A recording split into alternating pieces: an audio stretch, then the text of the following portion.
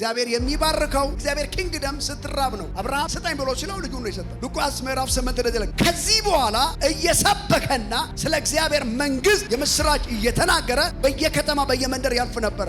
12ቱም ከሱ ጋር ነበሩ። ከክፉዎች መናፍስት ከደዌም ተፈውሰው የነበሩ አንዳንድ ሴቶች እርሱም 7 አጋንንት የወጣላት መግደላዊት የምትባል ማርያም፣ የሄሮድስ አዛዥ የኩዝ ሚስት ዮሐናም፣ ሱስና ብዙዎችም ሆነው በገንዘባቸው ያገለግሉት ነበረ። በድቁርና ብቻ አይደለም፣ ይታየኛል ኢየሱስ ጌታ ነው ብሎ በመውጣት ብቻ አይደለም፣ ወንጌል በማሰራጨት ብቻም አይደለም፣ ከእንደገና ደግሞ በመጸለይ ብቻም አይደለም፣ ቃሉን አሜን አሜን በማለት ብቻም አይደለም፣ በገንዘባቸው ያገለግሉት ነበር። አምላክ አይደል እንዴ? ሞሎኮት የሰማይና የምድር ጌታ የገንዘብ ባለቤት የሆነውን እግዚአብሔርን ያገለግሉ።